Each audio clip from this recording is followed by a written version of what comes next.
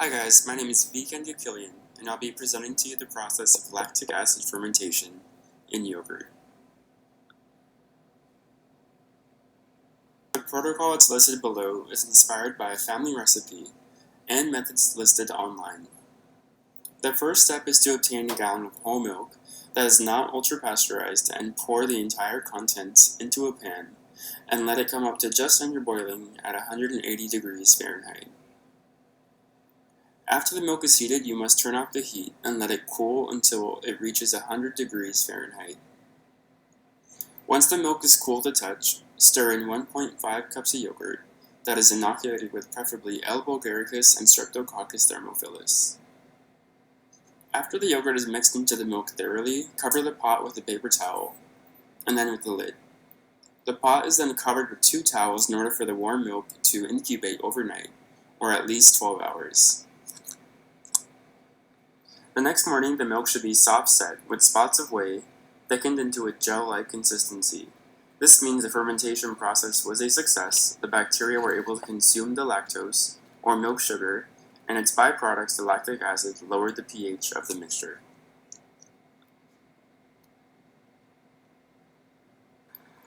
I expect to find this experiment successful only if the yogurt culture still contains bacteria that can digest the carbohydrates present in the milk that it's being added to. If not successful, there could be issues within the starter or incubation temperatures. Temperature is key in this experiment, as milk that's too hot will kill the starter culture's bacteria. Milk that's too cold after incubating won't be at optimal temperature for the bacteria to thrive.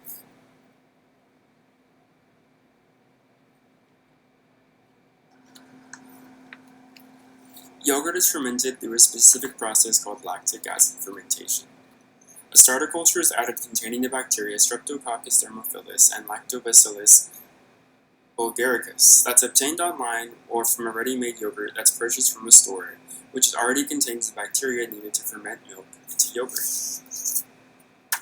Lactose is fermented by these bacteria and causes the protein structures to change, resulting in the soft gel-like quality. Glucose or other 6-carbon molecules are broken down into cellular energy.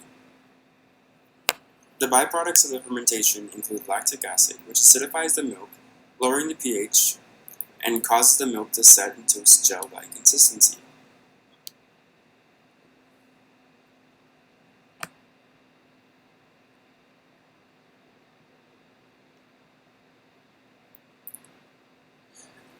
To the left, you can see the choice of yogurt I chose for this experiment, and the live cultures that are added to it that is important in fermenting milk. The milk on the stove at this point in the process was coming up to temperature, which is needed to change and denature the protein structure and kill the competing bacteria.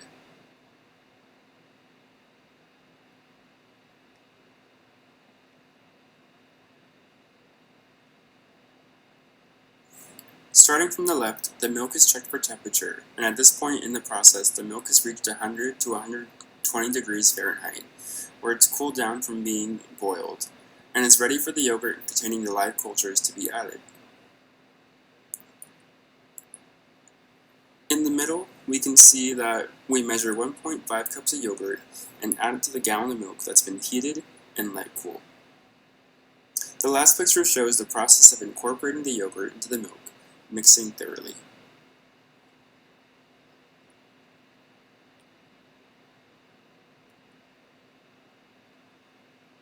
Starting from the top down, after the yogurt is mixed thoroughly into the milk, we cover the pot with a clean paper towel to prevent condensation from dripping back into the mixture. Then we cover with the lid. After covering the entire pot with at least 2 towels to retain the residual heat and keep it at slightly above room temperature in the range of 7 to 8 degrees, we incubate for 12 hours or overnight.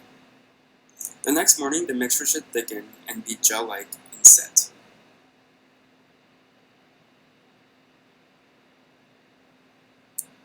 Milk is considered fairly basic, falling between a pH scale of 6.7 to 6.9, and acidifies once the fermentation process is complete. The bacteria's byproduct after consuming the lactose or milk sugar creates lactic acid, which causes the milk proteins to coagulate and set into a gel-like state. The final pH of yogurt is around 4.4 to 4.8 on the pH scale.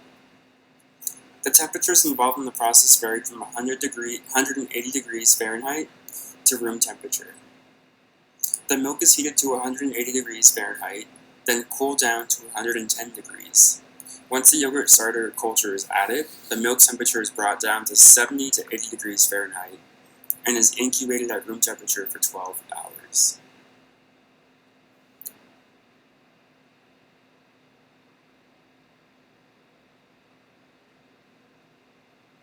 To the right is the final product, enjoyed with some blueberries and honey. The fermentation process was a success. The bacteria in the live culture that was added to the milk incubated successfully and turned the lactose present in the milk into the byproduct of lactic acid, thereby coagulating the milk proteins and turning the milk into yogurt.